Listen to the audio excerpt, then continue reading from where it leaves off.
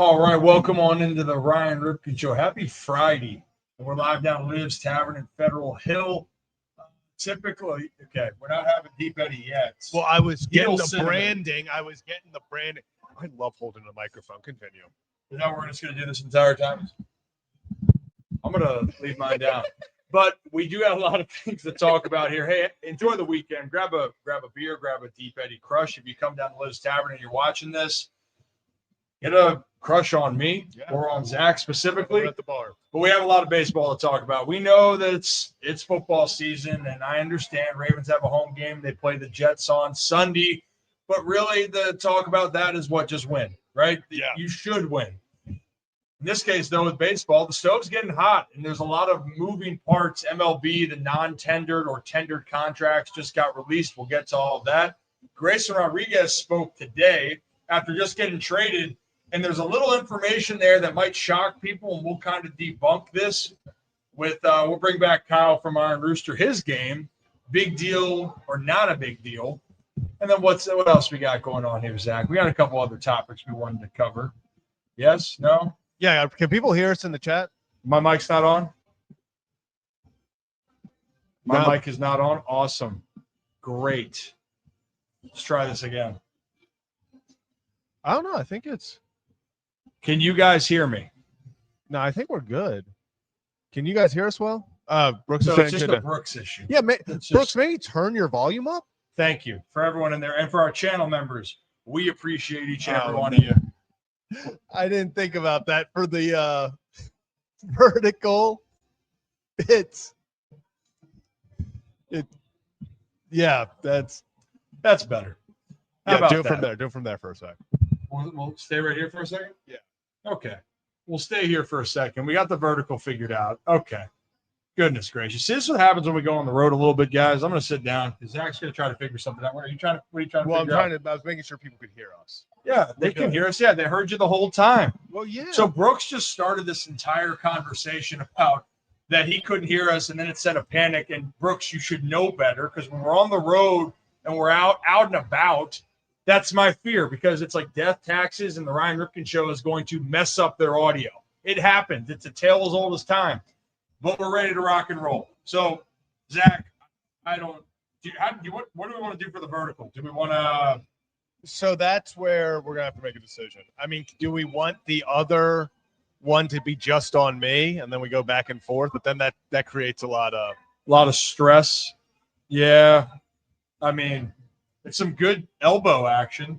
like, yeah, it's literally just foul. All right, Shooting. well, why don't we get into this whole damn Two thing? shots. We got a lot to talk about, and I mean a lot. And we have a lot of people that are tuning in.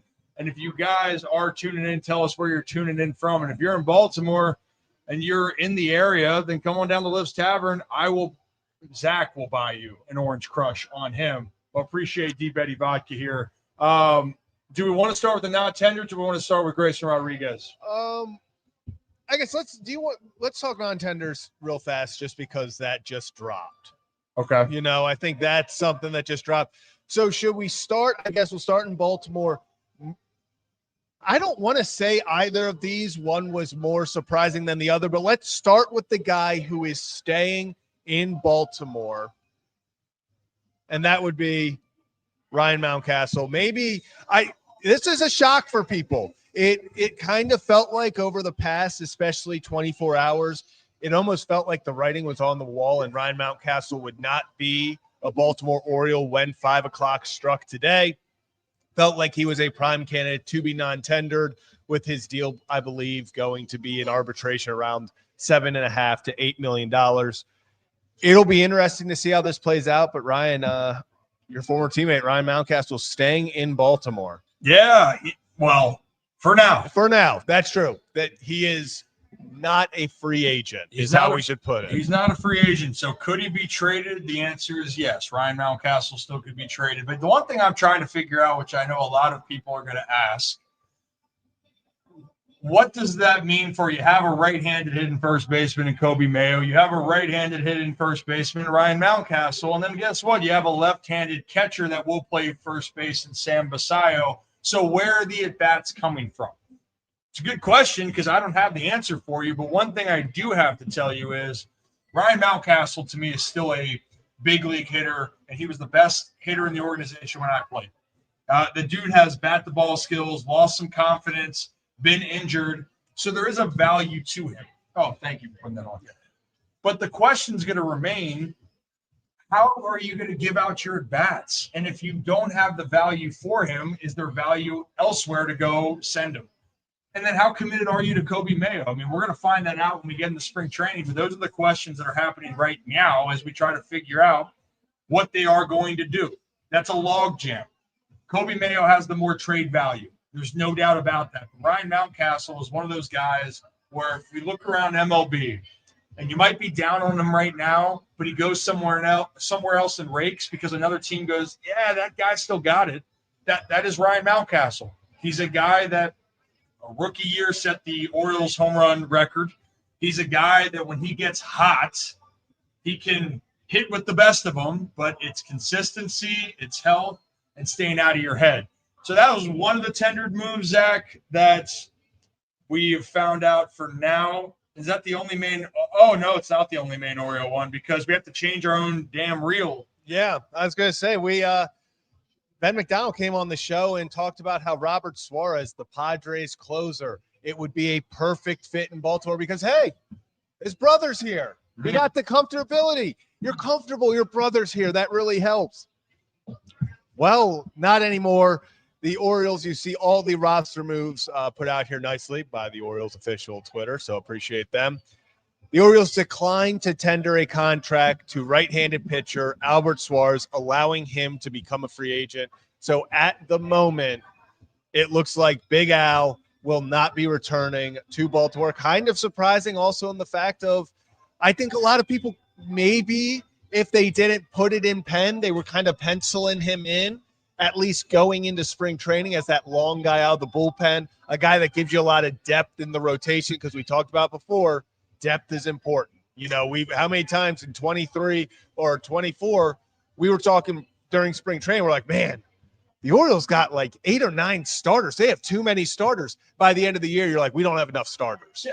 And right now, this gives you more flexibility. So right when, again, the immediate thought process is what the hell is going on? And then there's going to be people yelling and screaming and want to throw things at Zach and probably me because when the Orioles make a move, Zach, I'm the problem. It's your fault. As well as you. Yeah. But overall, like, you made a good point for once, and I'm proud of you. I tried. When you go into spring training, you want to have options.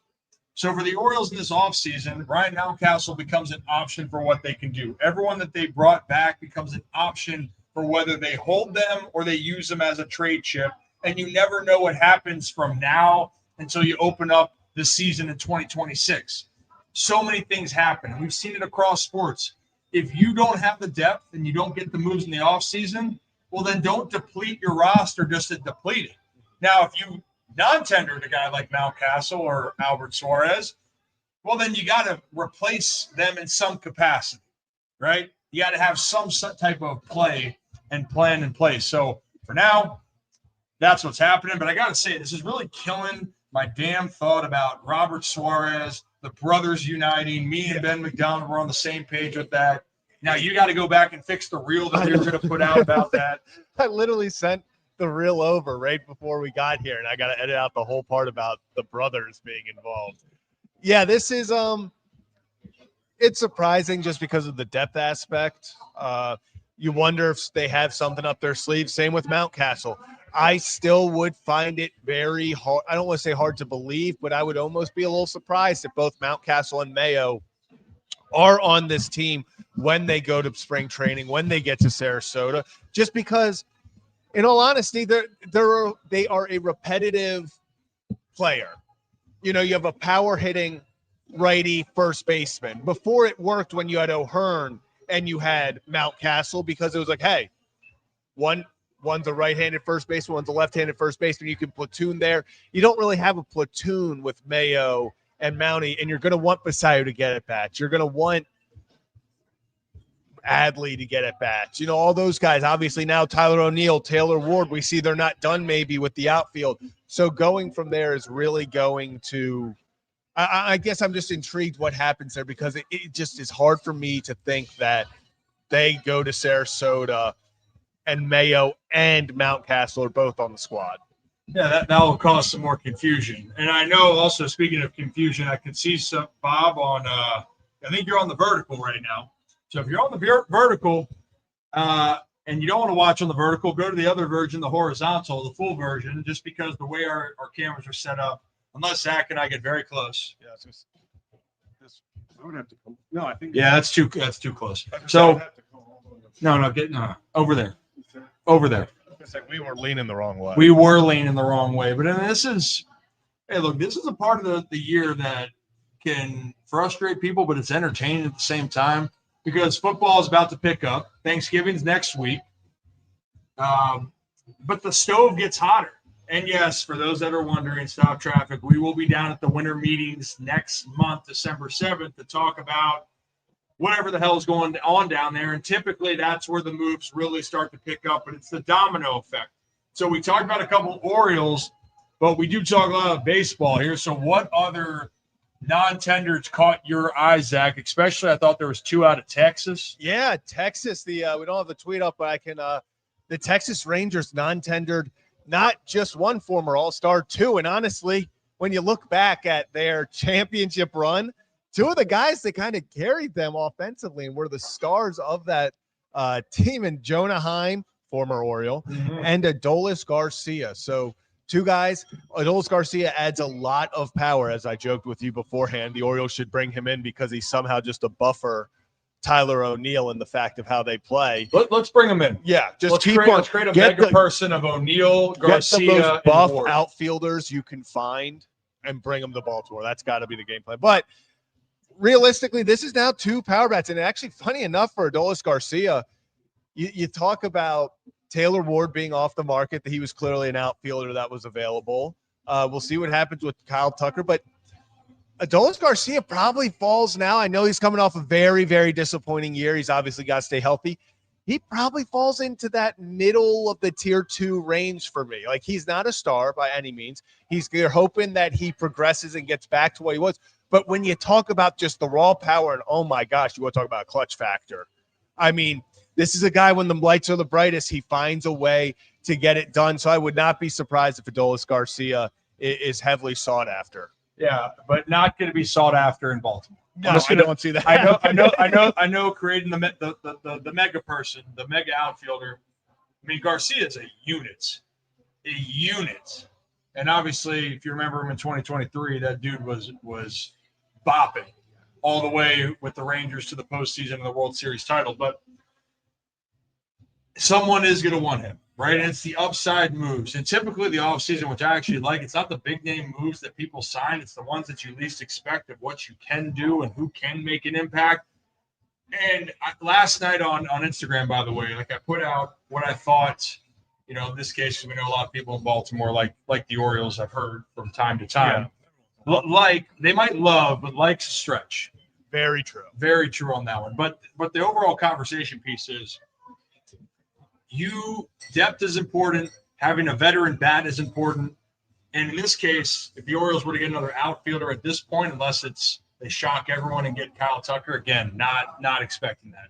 But do you decide to get another 4th outfielder? Because you need that depth, the guy that's a veteran that's been around, and that's not going to be Garcia. But the reason why I bring that up, who ended up being the crown jewel for the Orioles offseason last year? He was the 4th outfielder, wasn't supposed to play. I had people blowing up my phone that he should have been released off the team after 2 weeks because he was 1 for his first 20. You have an idea of what I'm talking about? Ramon Laureano, and it turned out to be one of the best deals of the year, not just for the Orioles, but around baseball. So looking at all these contracts, it's going to be really interesting to see what's going to happen moving forward. And I will say real fast, just kind of taking it back with, non-tenders and all of that and the Orioles, a guy like Albert Suarez, not only does that, we can look at it from, okay, why would you want a guy like Suarez? Why wouldn't you want him back? This did open up. The Orioles now have 38 men on the 40-man roster. So 2 spots have been opened up after Alex Jackson traded earlier today, and now Albert Suarez. So 2 spots have opened up on the 40-man roster. Two spots are now open on the 40-man roster. I'm just saying. But it does give you some flexibility there as well. So it might not have been do the Orioles want Albert Suarez back, but they might have seen him, unfortunately, as one of the odd men out on the 40-man if they want to make moves and go out there and grab an outfielder or another starting pitcher. Like, you got to make a move. Someone's got to go off the 40 if you can, if you want to make a move. So that also probably played into a lot of these moves being made today with Garcia and Heim, because I know the Rangers were looking to trade either. Didn't get what they thought was good enough, which, I mean, it's interesting to see what they were offered. But, yeah, it looks like there are now 2 spots open on the Orioles roster. Lots of teams freeing up some stuff. Those are the big names, right, for the non-tenders? Yes. At least the ones, I'm going through the ones that if Passan tweeted, it's a big deal, and the only 3 he tweeted were Heim, Adolis, Garcia. He actually tweeted out that Mountcastle was tendered, which kind of shows you the kind of shock about that, because if Passan feels the need to include you in your own tweet about you getting extended a contract, that shows you that it was probably not as expected. Mm-hmm.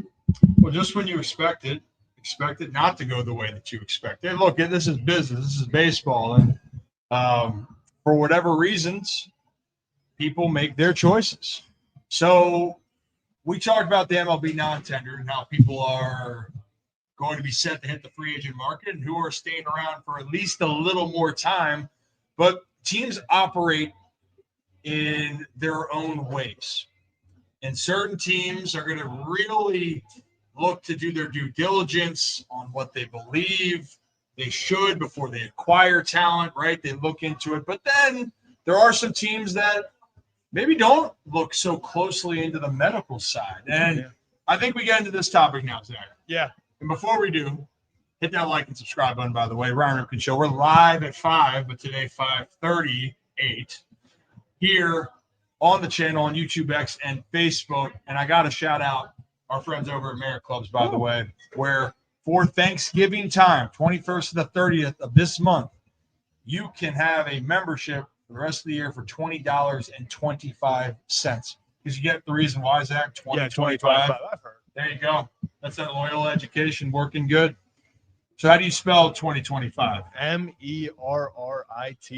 And when I move, you move. Just like that. So just like that, we appreciate Merit Clubs. And we got to talk about this Grayson Rodriguez conversation. So I talked to Grayson, or was messaging with him a few days ago. Actually, it might have been yesterday. I'm losing track of the days. But you guys know I got nothing but the best for him. I've spent a lot of time with him throughout the years being in the organization. Obviously, his time in Baltimore is over. But he was on Foul Territory today and talked about the process of getting traded. So you thought, I just mentioned that teams might do their due diligence because, hey, he's got an injury, shoulder, elbow, whatever it may be. You might want to do a little bit more medical examination. Well, Grayson was asked about, did he go through any medical examination? And why don't you guys hear his answer here real quickly? I have no idea. I'm going to be honest with you. Hadn't had any kind of conversations like that. I'm not saying that there won't be any conversations about it. I'm sure there will be. But right now, we haven't talked about that. Right now, just focused on getting ready, making sure we show up at spring training healthy and ready to throw. I think that's, kind of at the front. We might worry about the innings limit or whatever. If there is one, we'll worry about that down the road when we get there. But right now, just focus on being an angel and getting my arm ready to go back out and throw.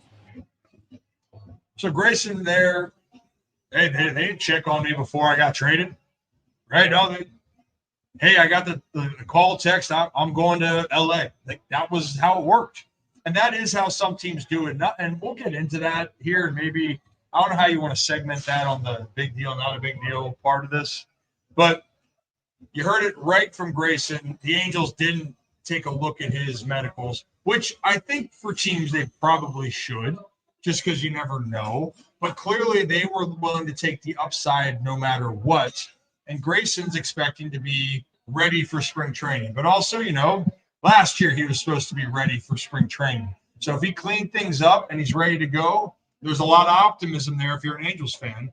But it is kind of a weird situation. I will be honest. I was a little surprised here that the Angels didn't even bother to check the medicals there. That seems a little strange. Yeah, and I'm going to be honest with you. It's not even the fact of like, oh, a team didn't check on medicals, because we've seen before, like, you've heard chatter from people around the industry that, hey, it's not uncommon for teams to not check on medicals beforehand, take that risk. But this seems a little different when a guy hasn't pitched in a year and a half on different injuries and has had an injury history. I just feel like you may have, and we don't know what they got, Grayson and, the Orioles may have shared things, whatever it may be, but it just feels a little weird that in this situation, if I'm the Angels, it feels like maybe you would have wanted to see something for yourself just because of the injury history with Grayson. Any other trade, a guy without an injury history, I don't think, like, I'm not sitting here as an Orioles fan, and if they said, hey, we didn't get the injury, we didn't do medicals on Taylor Ward, I wouldn't be sitting here going, oh God. Oh, like what? Sure. But because of the injury history of Grayson Rodriguez, I think that opens up okay, is this maybe a bigger risk than we initially were led on to believe? So, come here closer. Let's talk about this. So, you're right. For certain guys, you don't even look at a injury report or an injury diagnosis. You don't have a physical to look at the specifics of all that. Now, if you're spending a lot of damn money on a player, yeah, you know what? You're going to take a really close examination, because if something ain't right, you're going to give out a $1 million billion, then you got to make sure your investment's in line. So Taylor Ward, 1-year deal. Yeah, I don't think that they're going to look that closely. He still needs to be examined at some point. That's just how it goes. But the Grayson part is interesting, just given that fact. Does Taylor Ward have value if he doesn't get traded now and gets traded during the deadline this next year? Sure, no doubt about it. But I think the interesting part for me here is that the Angels were willing to go with the fact that, okay, even if Grayson isn't healthy this year, regardless, we know we have a guy that's under team control for years, plural. And that's where I look at it, Zach. It's the move where the Angels are willing to take a risk. I've talked about this over and over and over again. This is more than just, hey, the Orioles wanted a good right-handed bat. It's more than that. Because they didn't say, you know what, we got everything we wanted with Taylor Ward, which, by the way, I am a fan of Taylor Ward. I like his dependability. I like his consistency of being able to play almost every day the last 2 years. Like, that matters. But this isn't totally about that. A guy that's had injury history, hasn't pitched since 2024, middle end of the summer. Was it July of 2024? Yeah, because last we saw of Grayson was August 6th, 2024, when he was warming up for the game and then said he didn't feel well. Just something didn't feel right. Yeah, in Toronto, right? Yeah. So, I mean, what I'm saying with all this is, every team does this, by the way. Whether it's going to be right or wrong, we're going to find out if it was right or wrong. If the Orioles go to the playoffs and win some playoffs games and Taylor Ward is putting balls deep into the seats or he's making that impact, no one's going to bat an eye if Grayson Rodriguez for the next 5 years turns out to be a stud. They'll be pissed off, but if Taylor Ward's a big reason why, people ain't going to complain. Why? It's been 42 stinking years since the Baltimore Orioles have gone to a World Series. And they haven't won a playoff game, even though they had the most wins in the American League from 2022 to 2024. So you need to figure some things out there. But from the Grayson side, teams, whether you get stressed out and there's tension around, we'll get to that in a second. And that is really interesting that we'll get to in a second. So there's tension around Grayson and the organization, in my opinion. And I bet it just got to a point of, do we want to consider to continue to deal with this, or do we move on, fresh start for everyone? I'm going to say it's that. And again, I believe that there's a mixture of everything, but it was not solely that Taylor Ward was available. Let's make this trade because Taylor Ward's putting the Baltimore Orioles over the top. That is not it. Not it. A lot of other factors here. Just like a lot of other factors, if you guys are new to the channel, hit that like and subscribe button. Ryan Ripken Show, we do this live every Monday through Friday at 5. Live at 5. But today it's 5:30 because we're trying to get some things together. Might need Nick Moore to confirm or deny. We might need – so there's a lot of news that we need to talk about. So we do want to get into that the Angels seem to be taking all former Orioles.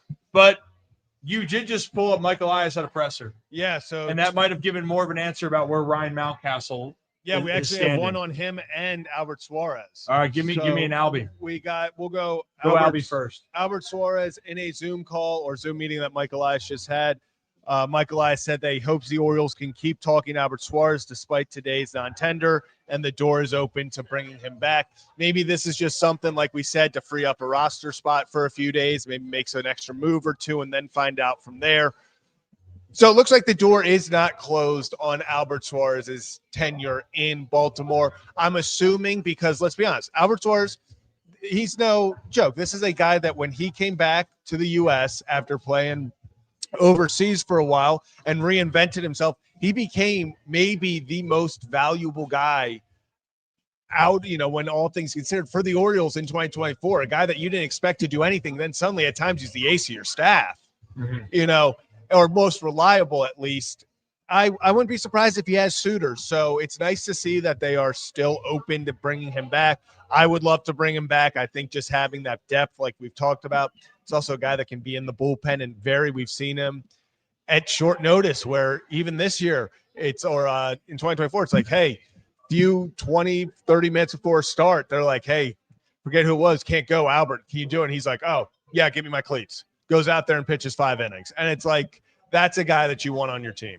Yeah, Big Al. I'm a big fan of Big Al. I like what he does. I like what he represents. I love the fact that he was a dude that was just trying to get back to the bigs, what had been like 7 years or something like that, to just get back to the spot. He's a grinder. He doesn't care what the situation is. Put him out there. He's ready for it. So there's a value in those guys because we talked about it. Not everyone's cool with just saying, let me go into a game where it's tied, and if I give up a hit, this is done. Or, hey, we need you to eat 3 innings. Or better yet, when Grayson Rodriguez went down last year, hey, Big Al, we need you to start this game now and give us what you got. And I think Big Al went like 5 innings in that game. So that dude just wants to make an impact. So I like hearing that. I think the other fascinating news, and I saw someone say, oh, did Ryan Mountcastle get tendered? Yes, he did. And we were just talked about what does it mean? Well, guess what? Mike Elias said some words. Now, I have some things that we need to talk about here. So Mike Elias right there in his Zoom presser just said that about Ryan Mountcastle. He is a big part of our picture right now. That is a very bold claim. That's a very bold statement right there. I just don't think that was a statement we saw coming. But here's the thing. To me, and I told you this, I love Mountie. I love him. I just went off about how I said he's one of the best pure hitters I saw coming through. He was the best I saw coming through. I am fine with them committing to Ryan Mountcastle. I think that he is the best defensive first baseman you have. I think the pure raw talent that he has, and I know this might be crazy to say, that upside for him certainly actually might be higher than Kobe Mayo's if he's healthy. Because Mountie's bat to ball skills are incredible. But I just mentioned Kobe Mayo. I wonder now if that makes Kobe Mayo available. If you make this claim, and again, we all know word salad, right? Everyone loves a good word salad. Oh, we'll see. We love our guys. I like our guys. We love our guys. Yeah, I mean, it wouldn't surprise me if this is then in 2 days, maybe not 2 days, but then if in a few weeks Ryan Mountcastle is still traded, maybe this is to sweeten the pot on a deal, being like, no, Mountcastle's a big part of our plan. You're not taking him from us unless the offer's really good. Maybe it's something like that. It could be driving up the deal. Yeah, but, it is interesting that they went out of their way to say he's a big part of the picture. Mountie's got – talking about a chemistry guy. Mountie's really loved in that clubhouse. So it's a good fit. He's comfortable.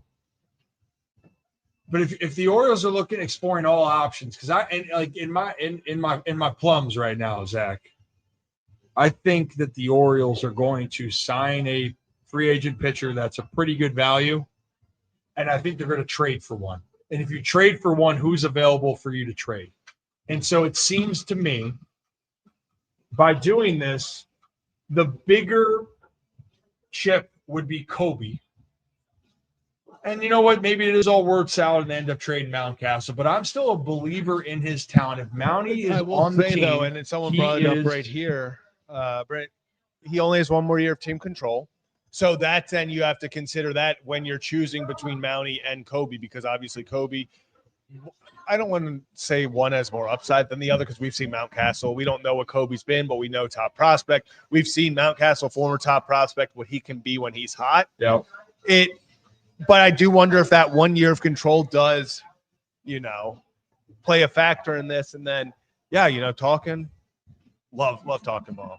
We got this chat, has my baseball fandom tingling. Hey, that's what we're here for, Hey, no, we had a great community, by the way. Now, we talk a lot of other sports, and specifically football. Like, we're big in football, but baseball is always going to be our backbone. So even right now, as we talk on November 21st, baseball is going to be the backbone for us, and that's why we're talking about, because that's the hot story. Like, even around the NFL right now, what's the hot story? Well, damn. A.J. Brown said that if he's declining and so is Saquon Barkley, like bad too. That was like that's not even like what news are we going to talk about with that? The Eagles are 8-2, 9-2. I don't even 8-2. I think it's 8-2. Yeah. Whatever the hell it is, but like my point is right now, like these decisions in baseball are going to impact rosters here over the next 2 to 3 weeks. For the NFL, things aren't going to be figured out over the next 2 to 3 weeks. Now, if you lose some games in Baltimore, then that might change some thoughts, but it's actually kind of status quo. The moves around here are going to be interesting. It's not just with the Baltimore Orioles. Like, we're going to be covering all baseball, and we're going to get into a conversation because there's one name out there that Texas just let 2 guys go, and non-tendered, and Jonah Heim and Adolis Garcia, and they have arguably the best shortstop when he's healthy that apparently could be available. Like, that is great. But I'm getting off topic. We had a great community. If you want to be a part of this community more and have some on, hey, how you doing? Ryan Ripken Show, we're live at 5 Monday through Friday. Today, a little bit later, I blame myself. And if you are in Baltimore and you want a Deep Eddy Crush, you can get it on me. And if you're not going to take it, then I'm going to drink one either live on set to chug it, or I'm going to do it right after for our channel members for a little bit of Rip After Dark. Hey, how you doing? Yeah. Thank you. Great job. I tried. Great job. Franny, Dave, we appreciate you guys over at Deep Eddy Vodka. We got a lot of people turning in on a Friday. What are your weekend plans? Let us know what you're thinking for this weekend. And you know what? Because we appreciate you guys, it's been a fun year so far. Appreciate it. Cheers. How much left in there? Okay. When you just cheers before, I thought that was when we. Oh, are we you like put up here like I'll have one, so then I finished. I had like that much left, and then you started the cheer. So now I'm just here. Also, that's the second. I was talking about the. I was seeing about Montana State, the brawl of the Wild. That's pretty electric. Do you have a dog in the fight there? Or you go Grizzlies in this case? Or yes, 1,000%. Well, cheers, go Grizzlies. Isn't that? Sorry, what? I think. Oh, I thought something else surprised me. No. Ooh. That was not a good chug. I'll be honest. That was not my best. Not my worst, not my best. Cheers. And I see everyone on Facebook, X, and YouTube. We're down at Liz Tavern in Fed Hill. Beautiful. We're usually outside. That's what the. Oh, that's a good logo. Can we pull that logo up for a second? This is. I see some of our channel members. We got a cheers from Nick. I see you. Sam's working this weekend. Working on the weekend. We're always working. We're scratching. We're clawing. I saw this on Twitter earlier. That's why all of a sudden that's an electric. I need to get merch. Actually, RDT. Or every time they drop this, he gets a bunch of merch. He has a ton of merch. Really want that. Yeah, we gotta. Like we're all about. We might have to hit up RDT, find his guy, find his Montana merch guy. That's a fantastic logo. Man, I love that logo. I can't wait till we continue to grow and we get into more of college sports. Like our goal is here, we're going to continue to push it, pump it up. Got to pump it up, dude. I'm terrible at chugging. That didn't go down as well as I hoped. You're horrible at shotgunning. If we want to be just okay. Yeah, I know I'm not good at shotgunning. We've already established this, but can I drink you under a table when it comes to tequila or some vodka? There's not a question. Yeah, tequila, yes, without a doubt. Yeah, I mean, you know what? They might be. We might do that. For the entire. Gosh. So you know what we're doing with Deep Eddie? Did I tell you this before that we're going to get drunk with Deep Eddie Dave? Did I tell you this? No. Oh, I haven't told you this yet. So we're setting up a time to promote safe habits during the holidays. No drinking and driving. So we're going to get drunk with Deep Eddie Dave. Yeah. And we're going to have a cop and have a breathalyzer. We're going to do that. I see that online all the time. So we're going to do that to promote like how much you drink and to show you that you shouldn't drive. And we're trying to work to get vouchers to get you for Uber or Lyft or something to be smarter. So in that case, like we will be the example. When you told me that you were doing something with Eddie Dave for a good cause. And you're like, it's going to be a fun time. I had a feeling it was this. I was like that. I've always seen videos of people doing this. That's electric. Because at the end of the day, right, we want to have fun. We like to have fun. Sometimes if you drink, you overindulge. But when you overindulge, you still got to make the right decision. You can have too much to drink, but don't take it too far. Make the smart decision. And that's what we're trying to promote here. Be safe. One thing can end up changing everything. Yeah. So that's what we want to try to talk about. That's what we're going with. No. So I'm not driving when this happens.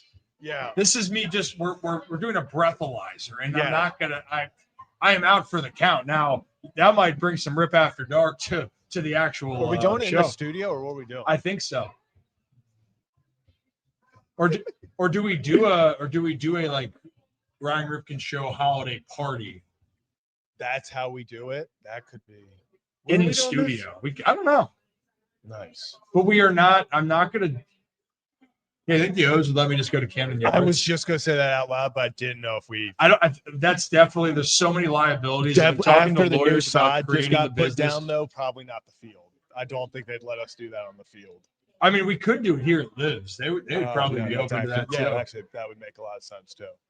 Promoting safe because you're at the bar. Safe getting home from bars. Safe getting home. I said safe driving from bars. Safe getting home. I guess safe driving.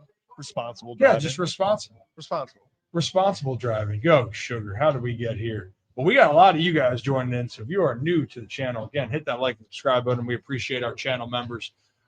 So we talked about this non-tender situation. We talked about Grayson Rodriguez. We talked about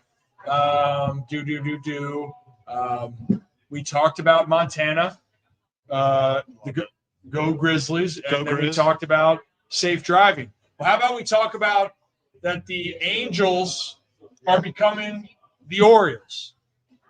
And you might be thinking, well, who the hell just got traded, right?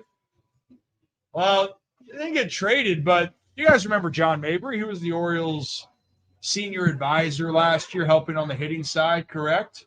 So he's joining the Los Angeles Angels as the assistant hitting coach.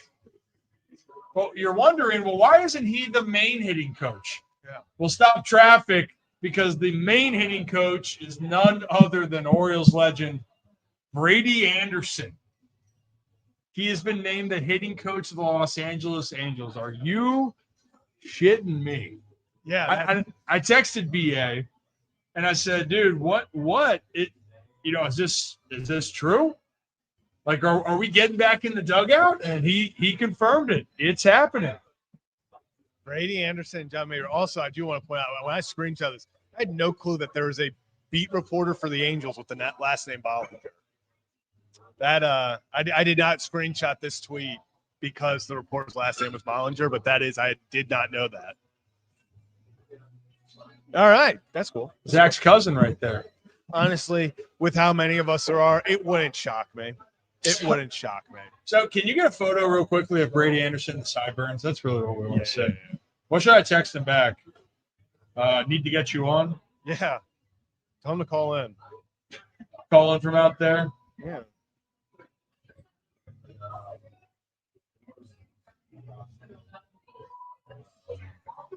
Congrats. Excited to see you back in the dugout. Are you going to go full uni? Yeah, need to know. Full if we're going uni full in the uni. dugout? Yeah, I'll ask him that real quickly. Uni in the dugout, question mark.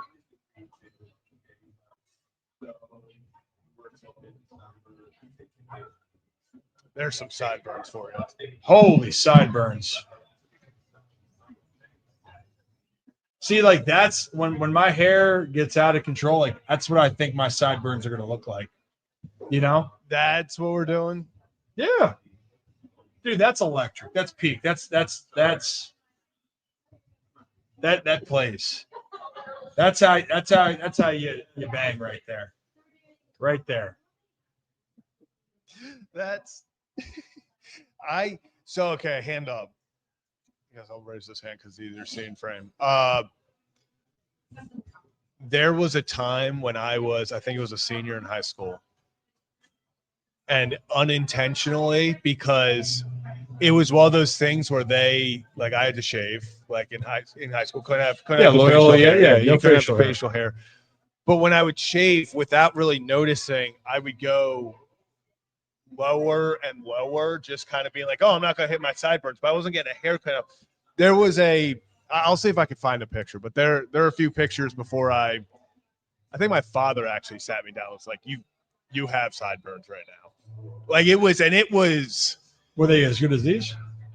No, not good at all. They were just like, bro, like I kind of looked Amish. Like it was not a great look. I think we should all grow them out. I think we should. But sneakily right now, the Angels managerial staff is looking pretty good. Like I'm very intrigued to watch this with Suzuki as the manager, seeing Mike Maddox as the pitching coach. Yeah, that's going to be. They've got some John Mabry and Brady Anderson. That's a veteran. Well, and I think staff. that's really good to be with Kurt Suzuki. I think that is exactly what they needed to do. And obviously, you can say, oh, well, the Orioles didn't go do that with Alvarez, and he's a first-time manager. Yeah, but he was also a bench coach for a while. This is not his first rodeo. Kurt Suzuki was an assistant to the GM. He wasn't sitting there. He wasn't doing, every day in the dugout stuff. He wasn't coaching. He wasn't the right-hand man of a manager to get all that inside. So I think it's really smart, especially love the John Mabry hire for that. I think that's a guy who really – the moment he got to Baltimore, you felt something change. A lot. He's a very well-respected guy around the industry. Players loved him in Baltimore. I know Dean Kramer loved having him. He was a pitcher, but he loved having John in there talking ball. Really good baseball guy. But he's going out to the Angels there, and then the Orioles, it's becoming the LAOs. Slowly but surely. Yeah, not really, but, one can dream, one can talk about it. But if you are new to the channel, hit that like and subscribe button. There's one more baseball piece we want to talk about before we get into a little bit of the weekend. I'm not going to lie. What do you got? I think the guy who reported it at first is backtracking on the Corey Seager thing. You're backtracking what? If he's available. If he's what? If he's available. Who's available? Corey Seager. Well, in this case, in general, we can talk about both things. Yeah, so we can talk about the rumor of whether it's true or not. And this is the time of year where people are going to want to just throw it out there. And this is the one thing I hate with media. But they're saying, well, the Rangers really actually move arguably the best shortstop in the game in Corey Seager. Like, what would you actually do? I hope so. With Skip Schumacher, Skip's going, I want to take over this Rangers team. Let's trade our best player. But they're saying that they're trying to link him to the Yankees. I think everybody is trying to be linked to the Yankees. I think that is just the – listen, if there are very few trades that have happened, I would absolutely – it would hurt part of my love for baseball having Corey Seager in a Yankees uniform and seeing what he would do with that short porch, he would re-enter MVP conversations. That is a lefty swing that was built for New York.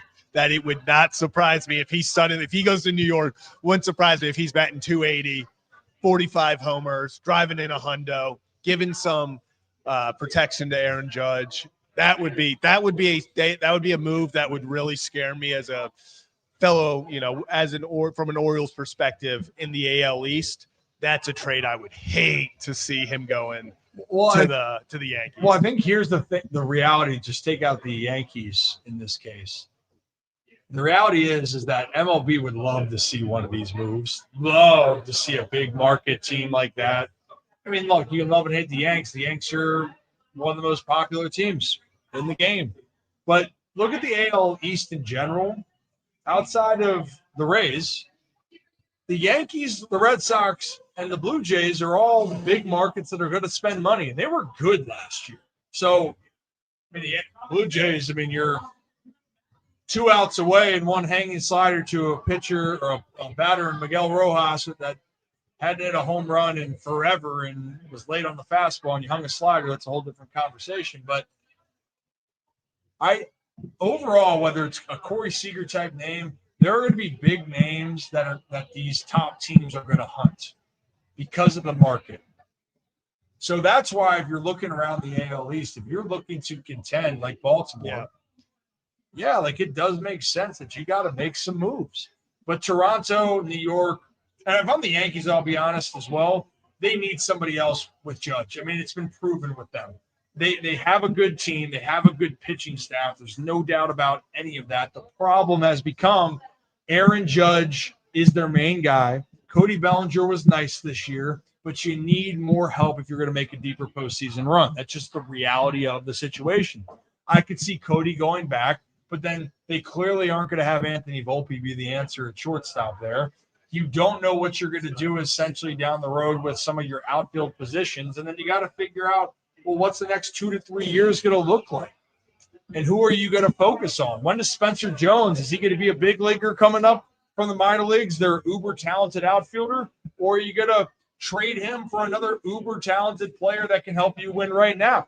So it's really interesting to see what's going to happen there.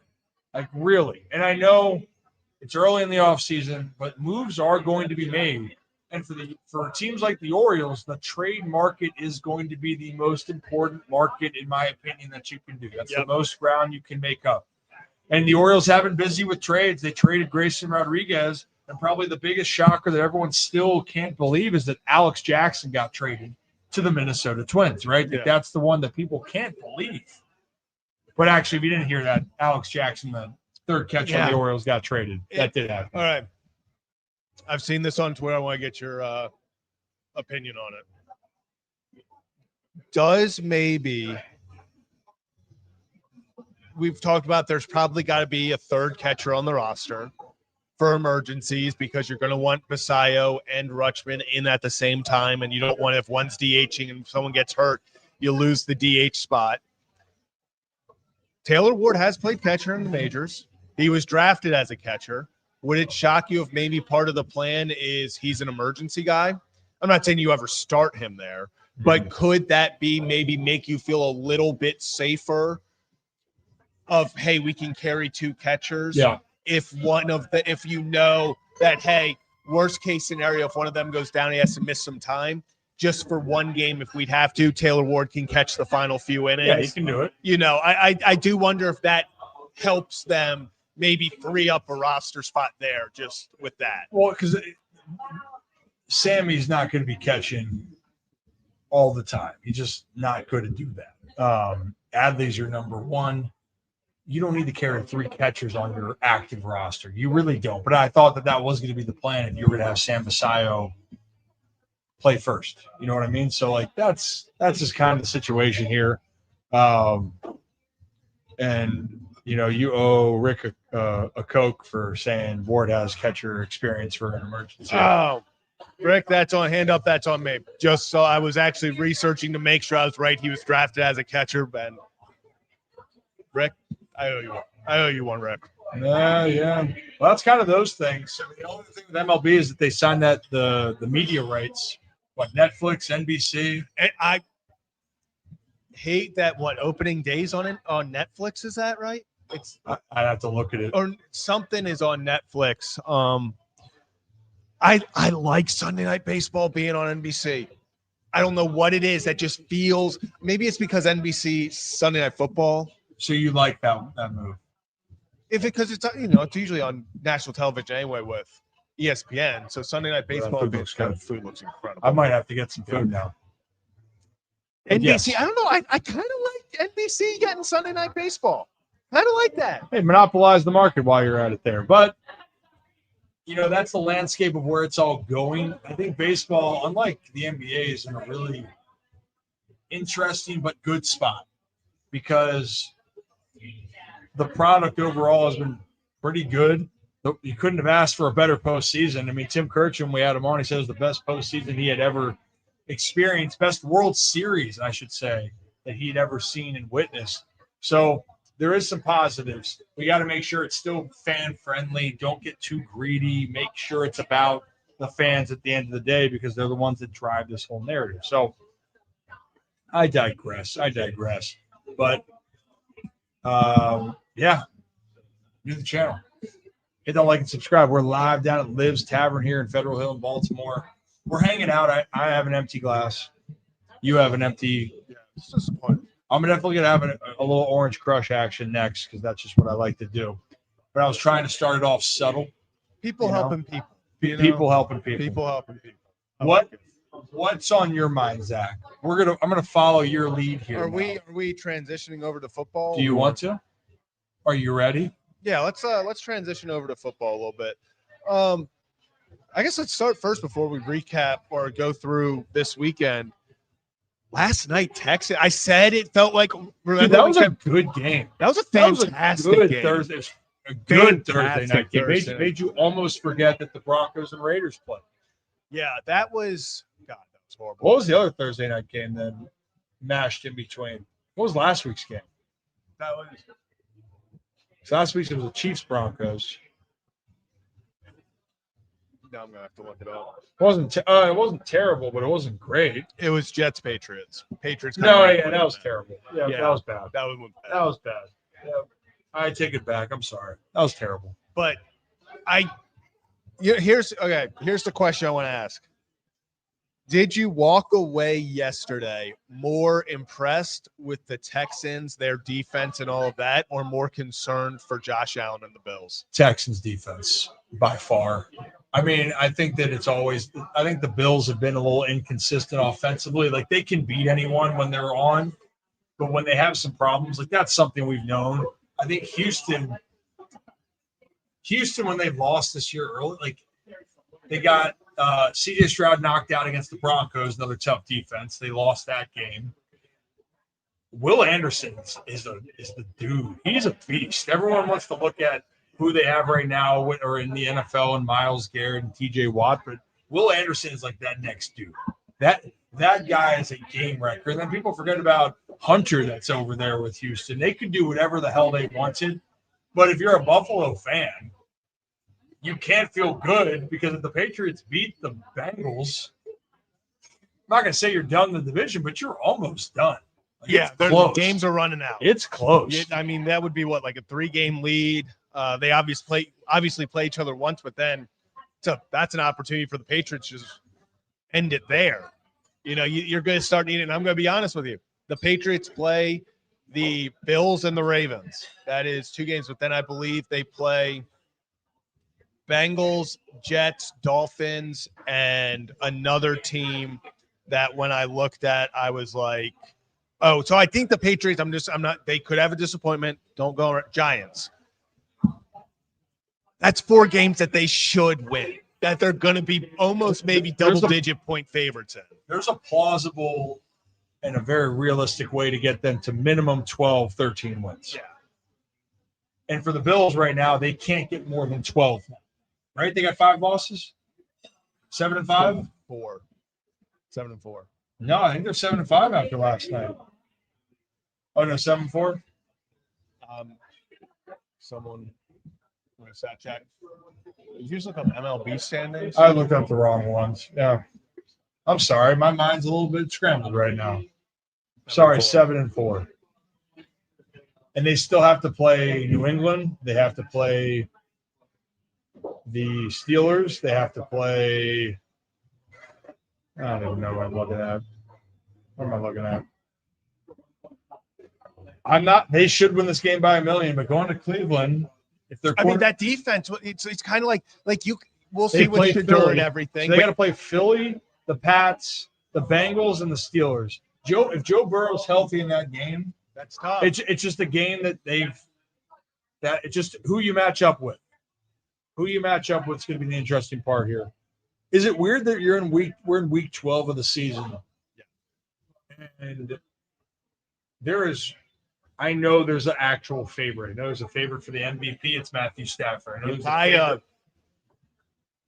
It's plus 125 and plus 150. So there's favorites for everything. Like the Broncos and the Patriots are going to be near the top, and the Colts. But I'm not. There's a world right now that we're going to live in that Lamar Jackson, Josh Allen, and Patrick Mahomes and their teams, the Chiefs, Ravens, and Bills, will miss the playoffs. There is a world in which that can happen. And there's also a world that one of them could miss, or maybe none of them miss. But it's a realistic chance, too, that the Ravens win the division and then they have to play the Chiefs or the Bills in the first round. So I guess where I'm going with this is, of the top teams, would you take the top teams in the AFC or would you take the rest of the field? So we're looking at Broncos, Patriots, or Colts. Do you take those three teams, or would you take the rest of the field, which would be go to the Super Bowl? The Chargers, the Ravens, the Chiefs, or Chiefs, Ravens, the field. Without a doubt, I take the field. Right? Without a doubt. Yeah, because I already gave my prediction. The Colts need to have home field advantage to make noise, in my opinion. If they go outside, we'll see this weekend, but I'm still not convinced on the Colts. I think they have a really good defense. I love Jonathan Taylor. Their offense is efficient as all get out, but when they play outside, we've seen it one time in Pittsburgh. They didn't look great. What was it, like 7 turnovers? Yeah, just that. It just is one of those things. Josh Allen, Lamar Jackson, Patrick Mahomes, those three. If I know we live in a world where all three could miss, I would assume two make it, at least one. And I'm going to take that guy over Bo Nix, over Daniel Jones, over Drake May at this moment. Maybe next year down the line, Drake May, you think he's going to be a very good, very, very good quarterback. But I'm trusting them. Even, I'm trusting them. It's in the past, it's always been a little bit more you feel good about. In the NFC, you feel like the two teams are the Rams and the Eagles, even though the Eagles have had their struggles, but it's pretty set out there. The Seahawks are in that conversation. But in the AFC, it's just not that way at all. I'm excited to see how it's all going to play out. I mean, look, in Baltimore, you expect the Ravens to beat the Jets. If you don't, then Lord help us. Then you play the Bengals, and it looks like Joe Burrow is going to play against the Ravens. He might play this weekend against the Pats. So you win those games, the Ravens are in a better position. You feel good about their trajectory. Then the Pats come to Baltimore, and that's a little, hey, how you doing? So do the Steelers. Colts play the Chiefs this weekend. That should be an interesting bout. The Chiefs have to win. They'd be 5-6, right? Yeah. So, sugar. It would be nuts. And also, by the way, I don't see the super chat. I don't believe it's a super chat. If you did, we definitely would notice, and Zach would then chug the entire, well, not the entire bottle. But we'll get you another Michelob Ultra. I would Uber home if we had to. He would. We'd start the Uber home now, drinking responsibly. Is there a world where losing the division, but getting the wild card spot is the better path? I don't think that they can. It's very hard for the Ravens to get to the wild card. because they lost. They don't have the tiebreaker over Houston. They don't have the tiebreaker over the Bills. That's a hard one to overcome. Yeah, currently they would have to jump now with the Texans jumping to 6-5. They would have to jump the Chiefs, who they don't have the tiebreaker over, the Jaguars. I mean, it is possible, obviously, to get into one of the, to that 7th seed. You're only a game back technically. But if you lose games to Pittsburgh, like it's hard. You're assuming if Pittsburgh wins the division that they're winning those games. Yeah. So then I don't know if the Ravens have enough time to make up this ground if they're losing the division and inevitably losing at least one to Pittsburgh. But, I mean, it's still possible, obviously. I mean, right now, so to get a wild card spot, how it feels for the Ravens, they're going to have to get to 11-6 or maybe 10-7, but it doesn't help that you have you don't own the tiebreaker against 3 teams that are at the same spot or ahead of you right now. And that's the problem. So I think it's really, and again, I'll be honest, I'd rather play the Bills. If you're going to have to play them at some point, I'd rather play the Bills and Chiefs or anybody else at home. But right now, they got to win. They got to win this week, win next week, and then just win. Then you worry about it at the end. No one cares. Just win. Ravens aren't great at, everyone keeps talking about they should be dominating this year if they were healthy, if they started off just even semi-well. All I'm going to say is Ravens aren't known for winning the Super Bowl when they're juggernauts. They're pretty good, though, when they're a little doubted. So we'll see what happens there. Let's go through this week's slate, because I think we were talking about this yesterday. There are a lot of games where I feel like it's going to be a blowout. Seahawks, Titans, although Giants with Jameis again, that could be frisky. I know we talked about it yesterday. Is there a game that stands out to you? I'm really excited for Sunday Night Football. Bucks versus Rams. Bucks, Rams, no Bucky. And by the way, you've seen that whole story, right? The Bucky, they're saying he's very cryptic from a lot of reporters. Yeah. Like Florio had one. Rondé Barber, who Hall of Fame. Is he a Hall of Famer? I forget. Rondé, Bucks legend, was talking about, that Rondé or that Bucky was dealing with things that were more than just his. 23, class of 23. So a lot more that was going on besides just on the football side.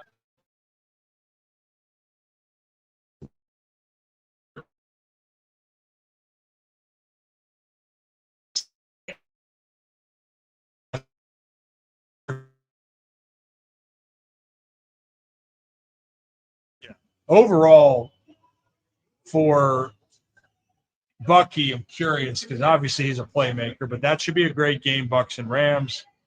I'm hoping the Panthers-Niners is a good game. I hope that the Raiders-Browns is the ugliest game, but I want to see what Shador does. That's the one I'm intrigued with. The Colts-Chiefs, I want it to be a good game, but I'm not holding my breath on that one. I'll be honest. I'm not. Maybe I'm just such a Chiefs believer at this moment in time that they're going to get it done. Yeah, I don't see the Chiefs losing this game and also because it's 1:00. Some of these I know people don't want to talk about it. Colts Chiefs, if that is a primetime game, that's a primetime game. Maybe they don't lose that one. Maybe the Colts pull it off. 1:00. This just seems like a Chiefs win. Take care of business. Honestly. Lions, Giants, I think because that's a 1:00 game, that's a blowout. I hope the Ravens, Jets is a blowout. That'd be much better for my heart. It would be much, much better for my heart. But I think there are definitely more good 1:00 games. Raiders, Browns, not an ideal 4:00 game. Jags, Cardinals. Eagles, Cowboys is going to carry that 4:00 slate. I hope so. What, you're saying that the Jags Cardinals isn't going to move the needle for you? Well, Ravens fans need the Cardinals to pull that out. That's for sure. Jacoby Brissett, 47 completions. Do it. So Brady texted me back. So I said, congrats, excited to see you back in the game, or you're going to have full union in the dugout. So I'll show you first. So Brady's saying full uni. Shoe game still top percentile in all of Major League Baseball. I can't Brady wait. Anderson, ladies and gentlemen. Brady Anderson. We'll get Captain Sideburns on here in a little bit. But there's a lot of good moves, a lot of good games, a lot of good times. Oh, goodness gracious. Yeah. Good times. Good times. And hey, if you're new to the channel, hit that like and subscribe button. If you like my hairline or you think it's awful, I don't really care, Eric. So thank you very much. I appreciate it. Come from a family where you know what? It's not. I'm not really worried about it. Yeah, Here to have a good, the inevitable. Yeah, we're not here for a long time. Here for a good time. And we appreciate our channel members. Appreciate all you guys. Hope you're doing well. I think that's all we kind of got today, Zach. I mean, I think we covered our bases. I think what Definitely we'll some do news with the tenders and non-tenders. But I think for channel members too, we might do a live as we're cleaning up. Just say, hey, what's going on? like we did last Get time. the zoomies going again. Yeah, get the zoomies going. So anything else we got? Thoughts? You want to pick an underdog that pulls it off this weekend? I think the Cards beat the Jags. Cowboys are beating the Eagles. You got the Cowboys over the Eagles. I got the Jags, or the Cards over the Jags. It's got to be Cowboys Eagles. It's got to be. Well, as long as Jalen Hurts has 2 or 3 tutties for my fantasy squad, that's all I need right there. Should be good. Well, hey, guys, we appreciate each and every one of you. Thanks for joining us for this Happy Hour Friday. We're live again from Liv's Tavern. Next time, come down and see us. In the future, though, we'll see you soon. Have a day, have a night, have a great stinking weekend. And we'll be live at 5 on Monday to recap everything that's happened from this weekend. Who knows? The Orioles or someone around Major League Baseball makes another move. Then we'll see you over at Kevin and Zach React, or see you right back here on the Ryan Ripken Show.